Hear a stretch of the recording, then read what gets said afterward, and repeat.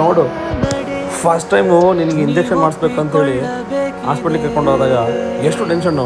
ಅಯ್ಯಪ್ಪ, ಆ ಮೂಗು ನೋಡು. ಎಷ್ಟು ಟೆನ್ಷನ್ ಲೇ ನಿನಗೆ, ದೇವರೇ.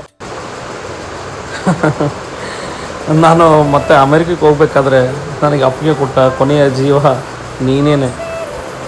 ಅವತ್ತು ಎಷ್ಟು ಬೇಜಾರಾಗಿದ್ದು ಗೊತ್ತಾ, ನಿಮ್ಮನ್ನೆಲ್ಲ ಬಿಟ್ಟೋಗ್ತಿದ್ದೀನಿ ಅಂತ. ಅದಾದಮೇಲೆ ಅಮೇರಿಕದ ಎಲ್ಲ ಲೈಟ್ಸ್ಗಳು, ಆ ಬೀದಿಗಳು, ಆ ದಾರಿಗಳು, ಆ ರೋಡ್ ಪಕ್ಕದಲ್ಲಿರೋ ಕಂಬಗಳು, ಅವಕ್ಕೆಲ್ಲದಕ್ಕೂ ಹೇಳ್ಬಿಟ್ಟಿದ್ದೀನಿ I miss you so much ಅಂತ. ಇದಾದಮೇಲೆ ಅಮೇರಿಕದ ಅದು ಯಾವುದೋ ಒಂದು ಬೀಚಿಗೆ ಹೋಗಿದ್ದೆ. ಆ ಬೀಚ್ ಮೇಲೆ ನಿನ್ನ ಹೆಸರು ಬರೆದು ಅಲೆಗಳಿಂದ ನಿನ್ನನ್ನು ಪ್ರೊಟೆಕ್ಟ್ ಮಾಡೋದ ಖುಷಿ ನಾನು ಯಾವತ್ತೂ ಮರೆಯೋಕ್ಕಾಗೋದೇ ಇಲ್ಲ. ನನ್ನ ಉಚ್ಚಾಟಗಳು, ನನ್ನ ಖುಷಿಗಳಲ್ಲಿ ಇದ್ದಿದ್ದು ಇನ್ನೊಬ್ಬಳೇ.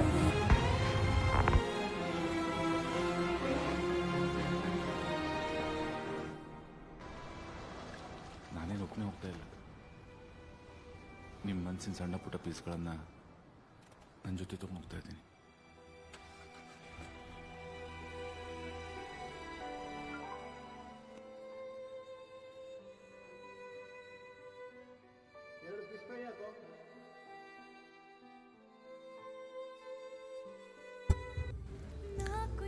ಫ್ಲೈಟಲ್ಲಿದ್ದಾಗ ಜೊತೆಗಿರೋಕ್ಕೆ ತುಂಬ ಜನ ಇರ್ತಾರೆ. ನಾನು ಆಟೋದಲ್ಲಿದ್ದಾಗಲೂ ಜೊತೆಗಿರೋಳು ನೀನೊಬ್ಳೇ. ಅದೆಷ್ಟು ಖುಷಿ ನಿನಗೆ, ದೇವರೇ. ಆಯ್ತು ಬಿಡು, ನಿನ್ನ ಬಿಟ್ಟು ನಿನ್ನ ಮೇಲೆ ಎಲ್ಲೂ ಹೋಗಲ್ಲ, ಆಯಿತಾ? ಖುಷಿಯಾಗಿರು.